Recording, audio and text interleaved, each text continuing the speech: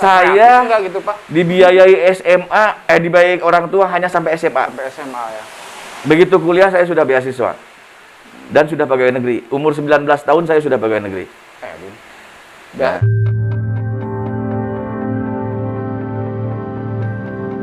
Assalamualaikum warahmatullahi wabarakatuh, pemirsa Kuningan Nasional. Waalaikumsalam warahmatullahi wabarakatuh.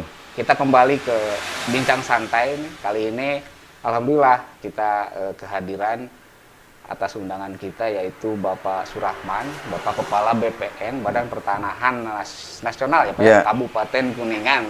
Jadi kebetulan Pak Surahman ini kan baru menjabat di Kuningan ya Pak. Jadi kemarin sebetulnya kami itu sangat tertarik dengan Pak Surahman ketika kemarin ada acara di Kordela ya Pak. Di Kordela ternyata Pak Surahman langsung mengumumkan gitu kan, jumpa pers, mengumumkan nomor HP-nya. Itu mungkin kita awali dari pertanyaan itu gimana Pak? Apa itu kebiasaan atau gimana? Tapi sebelumnya mungkin gini, biar ini apa lebih akrab, panggilannya mungkin Pak Surahman atau Pak siapa? Rahman aja. Rahman. Pak Rahman ya. Pak Rahman. Maka Pak Rahman bisa dijelaskan Pak. Ya, alhamdulillah ya. Bismillahirrahmanirrahim. Assalamualaikum warahmatullahi wabarakatuh. Waalaikumsalam. Sampurasun untuk seluruh masyarakat Kuningan dan sekitarnya. Perkenalkan dulu, nama saya Surahman. Kebetulan ya, saya sedang diberikan amanah untuk memimpin kantor pertanahan atau yang dikenal dengan BPN Kuningan. Sudah 6 bulan sampai saat ini di Kuningan. Insya Allah mudah-mudahan saya bisa memberikan manfaat untuk masyarakat Kuningan. Amin. Saya sebelumnya pindahan dari Bengkulu Selatan ya, dari Provinsi Bengkulu, jauh. Tapi aslinya orang sini, orang Majalengka, orang Tarikolot, Palasa. Kemudian karena Kementerian ATR BPN ini kementerian yang bersifat pusat ya, jadi kita semua diatur oleh Jakarta ya, dan siap untuk NKRI. Kalau dari segi apa ya, tour of duty mungkin saya sudah lebih dari 35 tahun saya bekerja di BPN, sebagai pegawai negeri. Dari umur 19 saya sudah CPNS ya. 19 tahun sudah CPNS. Gitu. Awalnya mungkin Pak, awalnya di mana tugas awalnya? Saya selepas SMA dapat ikatan dinas ya di Akademi Agraria Yogyakarta dan langsung diangkat sebagai pegawai negeri sipil golongan 2A. Kemudian selepas dari Akademi Agraria 3 tahun dalam Diploma 3, saya ditugaskan di Provinsi Jawa Barat. Kemudian tahun 89 itu mulai di Provinsi Jawa Barat. Tahun 92 saya berangkat lagi ke Jogja untuk meneruskan S1 di jurusan Teknik Geodesi, Fakultas Teknik Universitas Gadjah Mada. Dan selesai tahun 96 dan ditempatkan kembali di Jawa Barat. Terus selama beberapa tahun di Jawa Barat sampai tahun 2013. Sempat di Kanwil, di Bandung, sempat di Soreang, kemudian sempat di Kabupaten Tasik, kemudian Kota Tasik, Kabupaten Cirebon. Nah, dari Kabupaten Cirebon tahun 2009 sampai 2013, kemudian 2013 sampai 2017 meninggalkan Jawa Barat ke pusat, ke Jakarta. Oh, ke Jakarta dulu. Iya. Dari 2017 saya ditugaskan lagi ke Bengkulu. Gitu. Sebagai kepala kantor di Kabupaten Bengkulu Selatan. Oh, berarti awal kepala kantor di Bengkulu. Bengkulu Selatan. Iya. Nah, Pak kan berarti kan udah lama sekali ya Pak, 86 sekarang 2021 berarti 35 tahun. 35 tahun. Iya. Mungkin ada pengalaman yang ini Pak, yang menarik aja lah, pengalaman menarik selama. Ya, saya dari prajurit dulu ya, dari mulai sebagai pembantu ukur, petugas ukur, kemudian koordinator, kemudian kasubsi, kasih, sampai kepala kantor. Jadi pengalaman sudah dari mulai sahur bahasa Sunda atau semalapah gedang lah. Dari awal saya lakoni semua.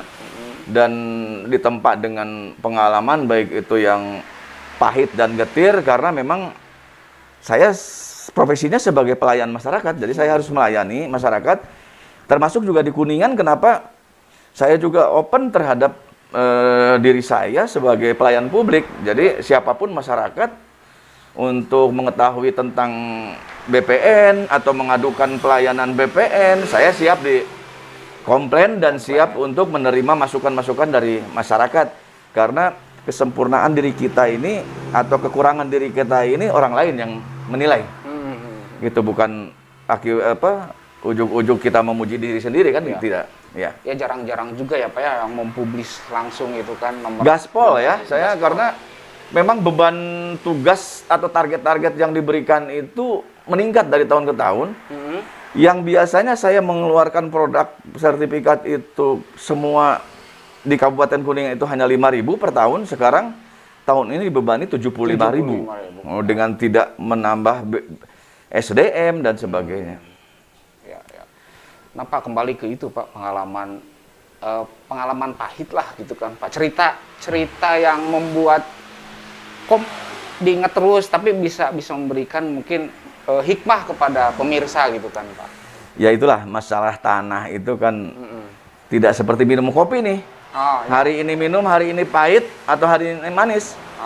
Jadi masalah tanah itu mungkin 5 tahun, 10 tahun yang akan datang baru terasa dan baru ada masalah gitu. Tapi yang paling sangat berkesan itu pada saat saya sebagai petugas ukur ya. Karena namanya juga petugas ukur di lapangan berhadapan dengan masyarakat dan berhadapan juga mungkin ada sengketa dan sebagainya. Saya sempat dikejar-kejar masyarakat dan sebagainya. Ya alhamdulillah sampai saat ini saya masih di tayungan lah, gitu ya. Masih diberikan kesempatan untuk menghirup udara. Mudah-mudahan sisa umur saya dalam keadaan ibadah dan berkah gitu. Tapi masih lama kan ya Pak pensiun katanya? Sudah sebentar kan lagi, muda, gitu kan? Sudah sebentar lagi ya. Insya Allah 2024 ya, kalau tidak ada 2024. halangan, mudah-mudahan usianya juga sampai ke 2024, karena pensiun itu berbagai macam faktor, bisa dipensiunkan oleh usia, bisa dipensiunkan oleh masalah hukum, bisa dipensiunkan oleh memang harusnya pensiun gitu. Ya. Karena di BPN sama ya mungkin ya 60 tahun ya Pak ya? Tergantung, kalau dia eselon 3, 4, dan staf itu 58. Tapi eselon 2, eselon 1 itu bisa sampai 60. Itu Pak, tadi kan UGM ya Pak ya? Ya. Kuliah di UGM ya. Berarti S1, S2-nya sama di UGM Pak? S2-nya saya di Bandung. Oh di Bandung? Iya. Kalau boleh tahu putranya Pak ada berapa Pak? Istri 1. Istri mah 1. Insya Allah cukup 1. Tapi jangan ditafsirkan lain. Ya. 1 di Bandung, 1 di Kuningan, 1 di Cirebon ya. 1 cukup lah ya. 1 aja. Kemudian putra saya 2, putri 1. Jadi nomor 1 laki-laki. Sekarang sedang menempuh pendidikan S2 di Stockholm, Swedia. Tepatnya di KTH Royal Institute of Technology. Dia ngambil program studi Transport and Geoinformation Technology. Kemudian nomor 2, nomor 1 tuh self funding ya. Jadi bukan beasiswa ya. Jadi biaya sendiri. Kemudian nomor 2 itu di Politeknik Negeri Bandung, diploma 4. Tapi dia sudah nyambi sambil bekerja karena dia di teknik sipil gedung. Jadi dia sekarang sedang bekerja sebagai kontraktor di rumah sakit Sariningsih di Bandung, sedang membangun rumah sakit 5 lantai dengan teman-temannya. putra Kemudian itu yang kedua Pak? Ya, nomor 2. Nomor 3 perempuan ini di Fakultas Kedokteran. Masuk semester 6 sekarang, sedang skripsi di Universitas Islam Bandung. Ya. Kalau istri saya kebetulan sedang bekerja di Rumah Sakit Islam Bandung. Sebagai paramedis. Berarti memang domisili di Bandung lebih banyak? Di Bandung, di sini saya tinggal di Wisma Bulog. Tahu nggak Wisma Bulog di sini? Bukan, Wisma Bujang Lokal. Jadi bujang lokal. Tadi nate mau pura-pura apal gitu Pak. Ujungnya jadi Alhamdulillah ya, dari hari ke hari sejak kehadiran saya di sini, mudah-mudahan memberikan perubahan ke arah yang lebih baik dan memberikan image yang lebih baik tentang BPN, karena dulu itu BPN tuh rudet, mahal, lila gitu kan. Alhamdulillah sekarang dengan keterbukaan informasi, kemudian teknologi juga makin meningkat, bahkan saya mengundang teman-teman pers Ya kemarin itu untuk jumpa pers, sekalian saya berkenalan dengan insan pers, karena saat ini dunia medsos itu lebih kejam ya. Begitu dia trending dan sebagainya, ya sudah, karakternya sudah dibunuh gitu ya. Saya tidak mau seperti itu. Yang penting bagi saya bahwa masyarakat punya saluran.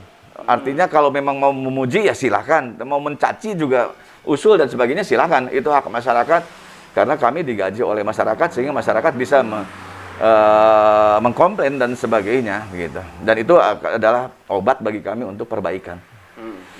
Tapi selama 6 bulan ini nggak ada gimana-gimana gitu. Alhamdulillah saya selama 6 bulan ini belum ada yang terlalu signifikan lah. Yang jelas respon masyarakat dari sensus di depan itu kan, begitu menerima produk layanan kan dimintakan untuk menilai kami, baik itu melalui IKM, indeks kepuasan masyarakat, maupun IPK, indeks persepsi korupsi. Nah, jadi apakah pungli dan sebagainya, makanya kami pencanangan zona integritas kemarin di Kordela dan saya umumkan. Kemudian juga program strategis nasional juga saya gebiar, bahkan sekarang siapa yang tidak kenal dengan PTSL gitu lah ya. Semua sudah memasyarakat, dan bahkan di satu pihak saya gembira masyarakat menyambut gitu ya. Di lain pihak saya juga sedih karena ada beberapa desa yang tidak terakomodir akibat kuota terbatas. Gitu. Iya, banyak ya desa yang Wah, banyak sampai di atas 100 sekarang yang sudah mengajukan PTSL, tapi yang terpilih hari ini baru 50 desa. Kurang dari 50%, mudah-mudahan di pertengahan pertengahan tahun ini ada revisi anggaran dan penambahan kuota, atau juga terjadi refocusing seperti COVID kemarin. Oh, bisa ya itu ya? Ya gimana pemerintah, kalau pemerintah lagi nggak punya duit dan COVID-nya mengganas mungkin saja. Tapi mudah-mudahan kita berdoa si COVID itu cepat pergilah dari Indonesia gitu ya. Sampai saat ini kita masih seperti kehidupan baru di masker dan sebagainya. Ini kan salah satu prokes kita supaya kita pun terhindar dari COVID. Jadi sekarang ini mudah-mudahan masyarakat Kuningan juga tidak abai, walaupun tidak seperti di Jakarta ya mengganas, tapi dari satu bisa menular ke beberapa gitu. Apalagi sekarang ada varian Omikron dan sebagainya. Ya mudah-mudahan teman-teman dan masyarakat semua juga tidak abai terhadap prokes, tetap dijaga prokesnya. Terus Pak, penegasan aja mungkin. Tadi kan untuk biaya PTSL barangkali masih ada yang itu. Hanya penegasan sekilas gitu kan Pak. Jadi PTSL itu pendaftaran tanah sistematis lengkap itu biayanya gratis. Yang tidak gratis itu biaya persiapannya ya. Biaya persiapan itu adanya di desa dan kelurahan. Jadi ke BPN-nya gratis, tidak ada Rp1 pun uang yang disetorkan dari masyarakat ke BPN, karena kami sudah dibiayai oleh APBN, dari mulai petugas ukur, petugas pendataan yuridis dan sebagainya sudah dibiayai APBN. Nah, BPN ini hanya sebagai tukang jahit, artinya masyarakat harus menyiapkan benangnya, kancingnya, kainnya. Nah, untuk beli kain, untuk beli benang, untuk beli kancing itu tidak biaya APBN. Contoh, misalnya untuk membuat akta, untuk membuat segel jual beli, untuk membeli materai dan sebagainya. Jadi 150.000 itu hanya disediakan materai 10.000 oleh desa, nanti yang lainnya dikelola oleh desa. Nah, adapun untuk fotokopi, untuk pembuatan akta dan sebagainya itu masyarakat yang harus menyediakan. Gitu. Tidak ada Rp1 pun yang di BPN. Kalau memang ada oknum dari BPN yang memungut, ya laporkan saja. Kami didampingi oleh aparat penegak hukum. Babinsa itu dilibatkan. Babinsa juga ikut terlibat di dalam pengumpulan data yuridis. Ini program strategis nasional. Artinya tidak boleh ada satupun orang yang menggagalkan program strategis nasional. Karena semuanya sudah dipantau oleh Jakarta, dipantau oleh aparat penegak hukum, para kepala desa, lurah, jangan main-main dengan program strategis nasional, tidak menambah dari 150.000. Kalau membebaskan boleh. Contoh, untuk tanah wakaf, masa sih sertifikasi masjid Pak Kades, Pak Kubu, narip 150.000 kan teng-teingen gitu. Atau untuk masyarakat yang rutilahu, rumah tidak layak huni, masa teng-teingen orang miskin ekstrim ditarif kan gitu. Nah itu silahkan kewenangan desa gitu. Yang penting tidak lebih dari 150.000. Nah Pak, kembali ke itu mungkin Pak. Tadi saya dengarkan putra putri Bapak gitu kan sudah. Boleh ngopi dulu nih? Oh mangga diminum, diminum ya sampai itu ditawisan Pak. Nah kan biar kelihatan kan Biar kita. kelihatan, Nah, ya. gitu. Abdi ge Pak biar kelihatan. Biar kelihatan kasep seetik lah.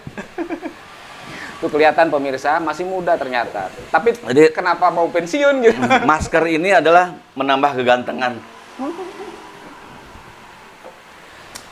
Jadi itu tadi udah lihat-lihat kan Pak, foto-foto putra putri Bapak gitu kan, ternyata memang Lihat di mana? tadi di Oh, itu di HP itu. saya kira viral.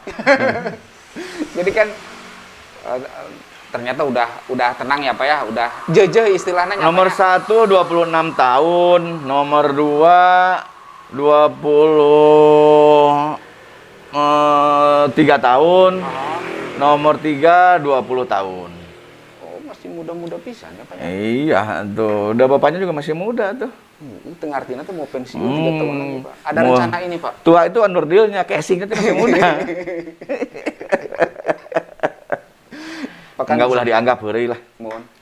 Tong dianggap heureuy pemirsa. Makanya awet muda. Gimana? Apa tadi itu ya? Ini jangan grogi yang menanya ini daripada yang diwawancarai. Gimana? Terpesona apa gimana nih? Ya, Apa terbius dengan layangan putus? enggak. Lagi viral nih. Gara-gara layangan putus jadi posesif semua mama nih. Jadi keingetan tadi Pak, pas lihat foto-foto masih bisa olahraga gitu kan Pak. Nggak nyangka juga kok mau pensiun 3 tahun lagi gitu kan. Atlet, saya hobinya olahraga tenis, Iya. pingpong juga, badminton juga, basket juga, Basket juga, gitu. ya. Dan Pokoknya kuat sampai sekarang. yang penting ngesang untuk rekreasi, bukan untuk prestasi ya. Nges kelewat prestasi mah umurna. Yang penting ngesang dan silaturahim dengan seluruh komunitas gitu itu. Pak kan sekarang udah 6 bulan ya Pak ya. Ada ini nggak Pak? Ada niatan untuk nanti setelah pensiun tinggal di sini gitu. Barangkali mau nyalon bupati gitu Pak. Kayak aku pengen Pak Acep gitu. Urang sini mah kapirang. Kapirang. Enggak, saya sih mau jadi MC aja nanti. Cocok Pak, bener. Ya, Iya. ngomong cucu. Iya dong. Memang menikmati masa pensiun itu kan tinggal mendekatkan diri kepada lebih mendekatkan diri, bukan mendekatkan diri sekarang juga harusnya udah tapi lebih karena banyak waktu, bukan waktu-waktu sisa gitu ya. Seperti sekarang kan terbentur dengan tugas-tugas duniawi, akhirnya ukhrawinya kita juga terbatas, tidak seperti pada saat nanti waktu pensiun. Kalau waktu pensiun nanti tinggal mendatangin majelis taklim aja dari majelis taklim. Begitu. Iya. Pak mungkin ini Pak penting juga Pak untuk memberikan ya meskipun Bapak aslinya Majalengka gitu kan, pokoknya luar Kuningan ya Pak ya. Sekarang di Kuningan. Barangkali ada ini Pak, minta pesan ya nih Pak kepada generasi penerus, generasi muda di Kuningan dari pengalaman Bapak nih 30 tahunan menjadi Kalau saya kandidat. tidak hanya generasi penerus ya, termasuk kepada birokrat di Kuningan, termasuk saya sendiri sekarang sedang berada di Kuningan. Kami juga kemarin sudah berkomunikasi dengan pemerintah daerah, yuk kita dekatkan layanan pemerintah ini kepada masyarakat. Artinya kita tidak melulu duduk di kantor. Saya mengusulkan adanya IMO, IMO. Ya, IMO itu Integrated Mobile Office. Oh ya. Jadi kantor yang mobile tapi terintegrasi dengan leading sektornya di Pemda. Nanti kami dari vertikal seperti BPN punya Larasita, layanan rakyat untuk sertifikasi tanah dalam bentuk mobile office. Kemudian kepolisian juga punya SIM keliling, mungkin juga Dukcapil punya layanan kependudukan. Kemudian bank juga punya mobil yang berjalan, gitu, kantor yang berjalan. Nah, itu diharapkan pemerintah Kuningan bisa mengakomodir itu. Nanti beberapa hari atau 1 hari dalam 1 minggu kita buka warung di daerah yang jauh dari layanan pemerintah. Contoh Subang, Cibingbin. Nah, jadi misalnya kita langsung hari Rabu, polisi, BPN, segala macam buka jongkok di situ. Jadi masyarakat tidak perlu datang ke Kuningan, datang ke situ aja. Sekarang teknologi sudah memungkinkan untuk itu. Ya. Jadi kalau kita tidak berubah, ya kita akan dilindas dengan perubahan itu sendiri, gitu ya.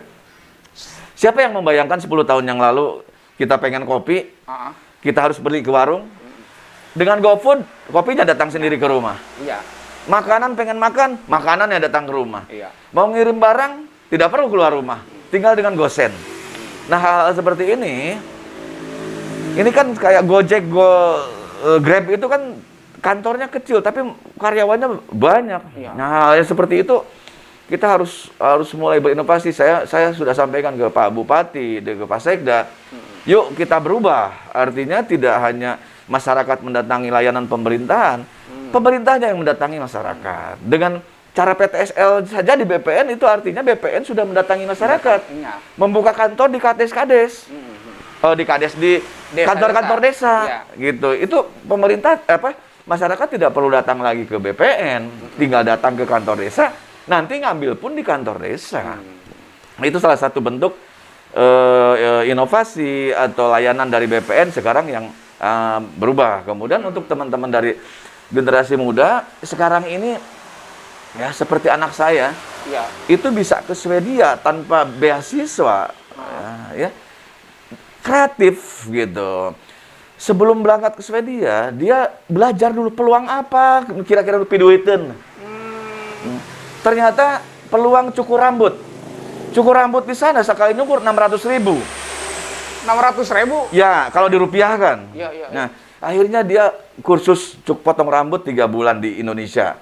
Kemudian beli alatnya. Begitu nyampe sana, yang nyukur ke dia orang asing 300.000, orang Indonesia 250.000. 1 minggu rata-rata 4-5 kepala yang dicukur. Kan lumayan buat makan dan sebagainya.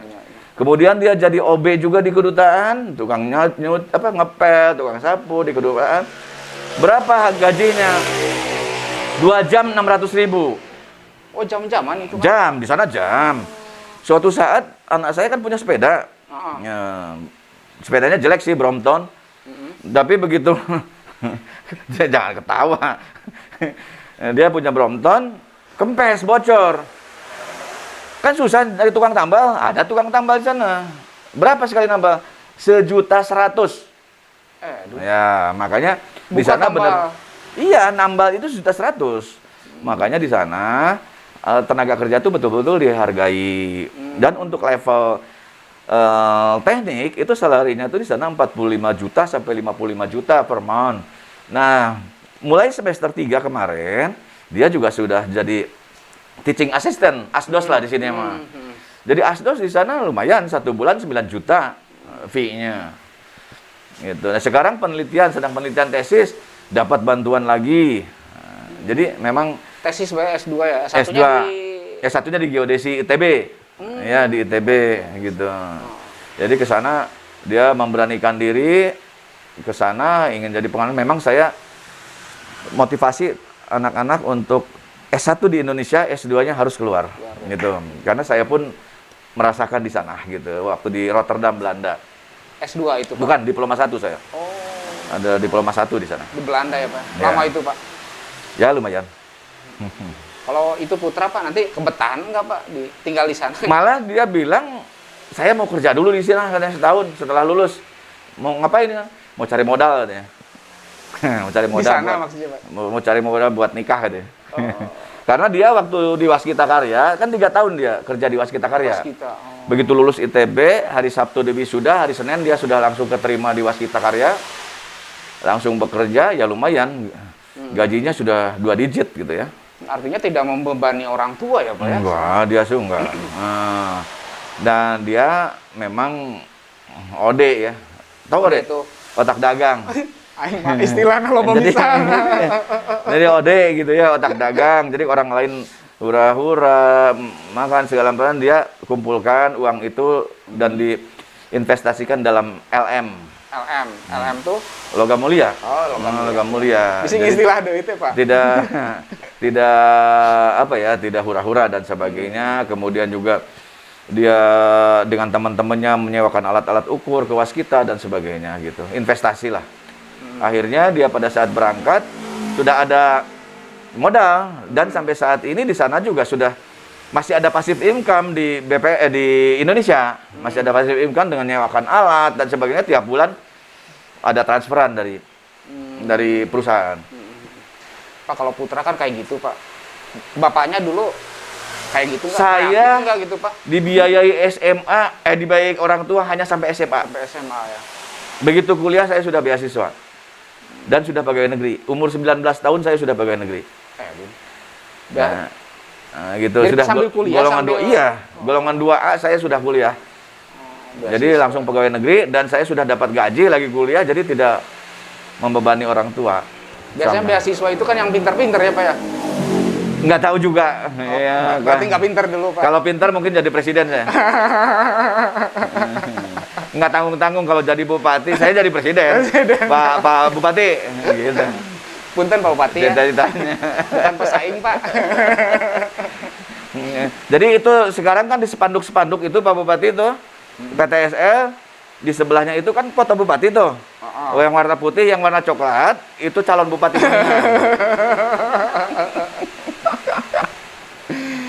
Tong dianggap heureuy Pak Bupati. Iya.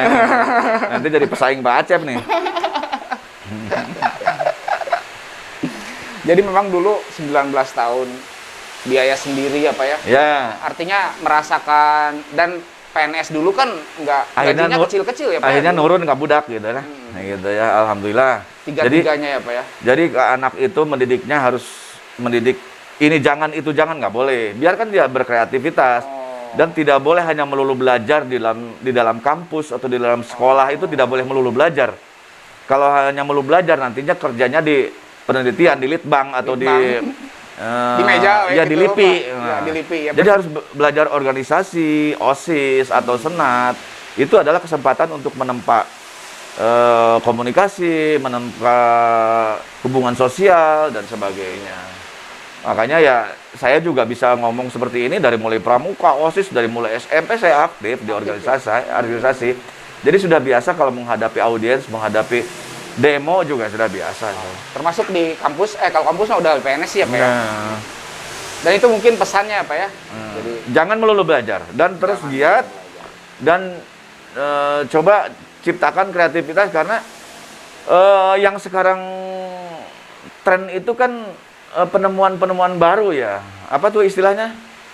teknologi apa? Seperti Bukalapak, terus, hah? Makanya ya. Jadi hal-hal yang baru itu sekarang coba kita lihat Bukalapak, kemudian Blibli dan sebagainya. Tokopedia. Nah, itu kan Alibaba gitu.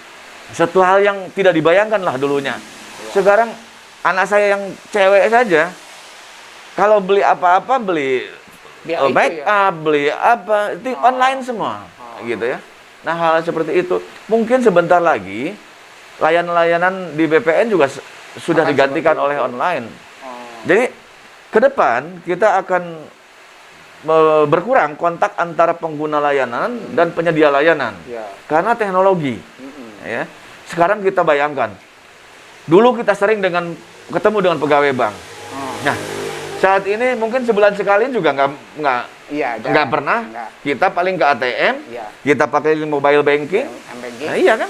Nah, Nah, itu perubahan-perubahan itu harus generasi muda antisipasi dan saat ini harus melek teknologi. Ya.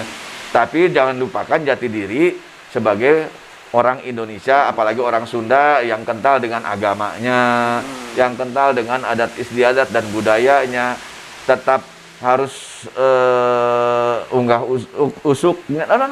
istilahnya teh sopan santun lah ke Sopan orang santun, tua, ya. ke kakak atau ke sebaya gitu tetap. Oke. Itu kreatif lah, yang penting kreatif, jangan given. Kalau kata Given. atasan harus A, ya harus coba A dan B gitu loh. Oh gitu. Ya. Dikasih perintah 4, harus 5 ciptakan atau 6 gitu. Usulkan, Pak, ini harus begini-begini, bisa nggak untuk percepatan. Nah itu namanya kreatif ya. Karena pimpinan juga, kalau saya senangnya ke bawahan itu memberikan challenge ya, tantangan. Tantangan ya. Coba ini kerjakan, bisa nggak? Gitu. Nah itu kan sehingga mereka bisa berinovasi, bisa berkreasi dan mengembangkan, mengeksplor dirinya, kemampuannya. Karena tiap-tiap orang kan juga berbeda-beda ya. Kita harus bisa memilih, ada yang cukup diomongin, dia jalan. Ada yang harus dipelototin, baru jalan. Ada yang harus digebukin sekali, baru jalan. Ada yang harus 2 kali digebukin, baru jalan. Gitu. Aduh, sampai gitu. Nah, gitu dah. Jadi itulah leadership, leader of art. Jadi memimpin itu adalah seni. Seni memimpin. Bagaimana cara approach-nya kepada si A, si B, si C beda. Tidak bisa disamakan. Oke Pak. Manawi untuk kali ini mah cekapnya Pak ya. Nah, Biar enggak nanti nuhun bisa ulam mana, mudah-mudahan sami-sami Pak. apa yang saya sampaikan memberikan inspirasi, bermanfaat, amin, amin. dan khairunas anfa'uhum linas, sebaik-baiknya manusia adalah manusia yang bermanfaat untuk orang lain. Mudah-mudahan kehadiran saya dapat memberikan manfaat kepada masyarakat Kuningan. Amin. Pesantren Pak.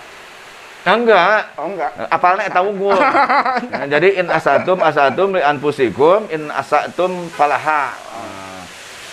Kurang Gitu. apa? Nah, jadi apabila kita berbuat baik, maka kebaikan itu akan kepada diri sendiri. Apabila kita berbuat kurang baik atau jahat, maka kejahatan pun akan, keburukan pun akan pada diri sendiri. Yang penting kita bersyukur.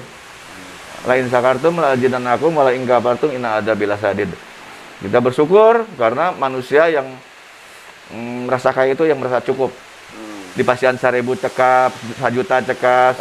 Nah, yang paling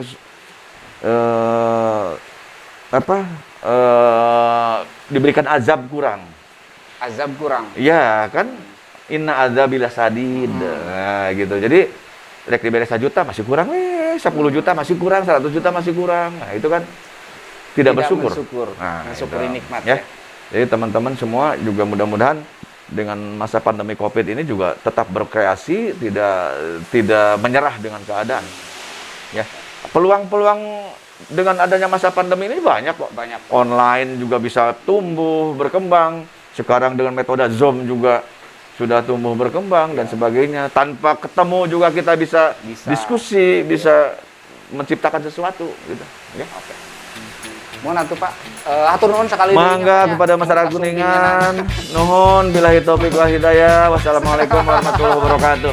Eta pangutupkeun pemirsa. Supaya lebih afdol pemirsa, terima kasih atensinya. Wassalamualaikum warahmatullahi wabarakatuh.